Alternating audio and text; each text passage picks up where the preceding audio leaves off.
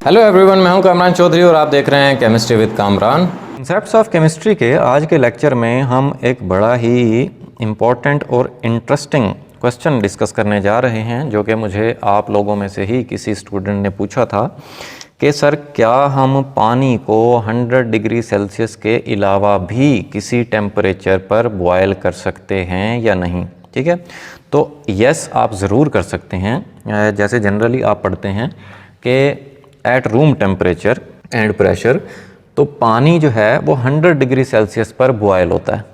ठीक है, तो अगर आपने 100 डिग्री सेल्सियस पर पानी को बॉयल नहीं करना, आपने किसी और टेम्परेचर पर पानी को बॉयल करना है तो आप कर सकते हैं, लेकिन उसके लिए आपने करना क्या होगा वो हम आज के लेक्चर में डिस्कस करेंगे। अच्छा, मैंने यहाँ पर ना अपने पास से एक एग्जाम्पल के तौर पे 80 डिग्री सेल्सियस ले लिया है। अब यहाँ पर हम ये एक्सप्लेन करेंगे कि आप 80 डिग्री सेल्सियस पर पानी को कैसे बॉयल कर सकते हैं, लेकिन इसी मेथड को फॉलो करते हुए आप किसी भी टेम्परेचर पर सॉल्व कर सकते हैं। पानी को बॉयल किस टेम्परेचर पर किया जा सकता है।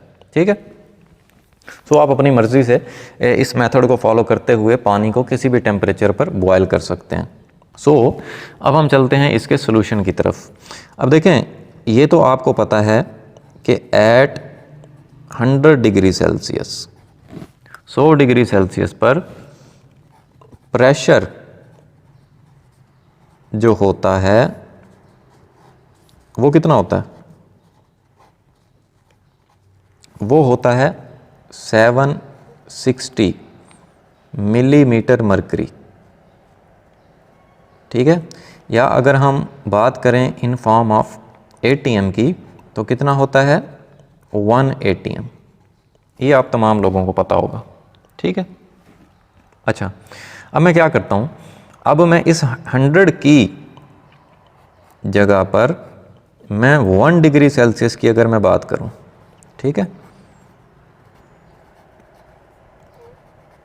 At 1 degree Celsius pressure of water,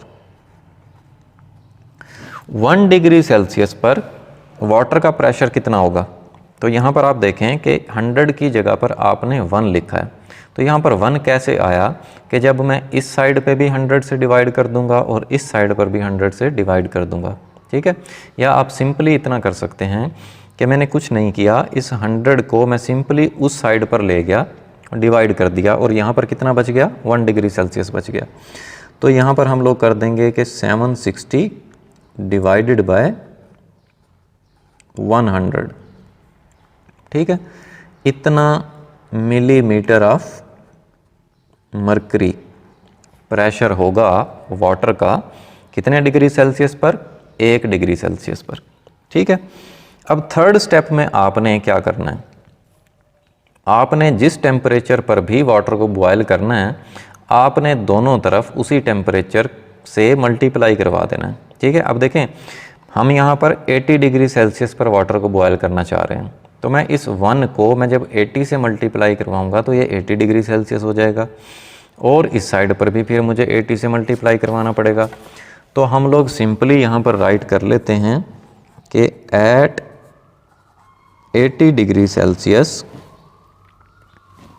pressure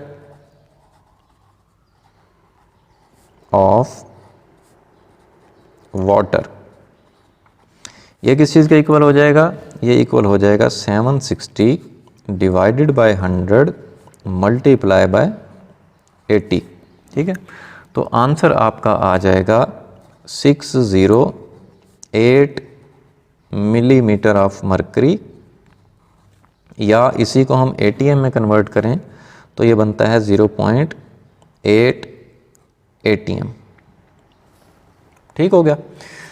इस तरह से आपने बेसिकली क्या कर लिया कि आपने 80 डिग्री सेल्सियस टेम्परेचर पर वाटर को बॉयल कर लिया।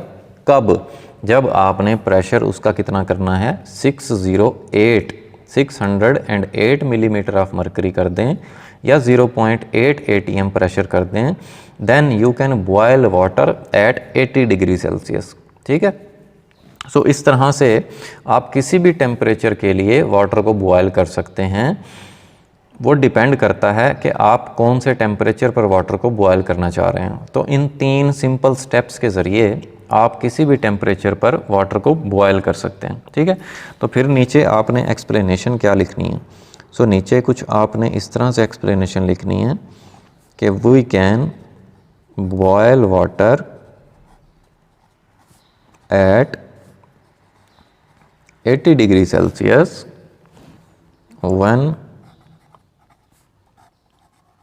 pressure will be 608 millimeter of mercury or 0.8 atm, ठीक है। सो होपफुली आपको ये लेक्चर बड़े अच्छे से क्लियर हो गया होगा कि कैसे आप वाटर को किसी भी टेम्परेचर पर बॉयल कर सकते हैं। फिर भी अगर आप लोगों का कोई क्वेश्चन है, कोई कन्फ्यूजन है माइंड में, देन आप नीचे कमेंट सेक्शन में मुझसे पूछ सकते हैं या मुझे पर्सनल ईमेल भी कर सकते हैं। अगर आपको वीडियो पसंद आई है देन चैनल को सब्सक्राइब ज़रूर कीजिएगा, वीडियो को लाइक किया करें, शेयर किया करें। Thank you very much.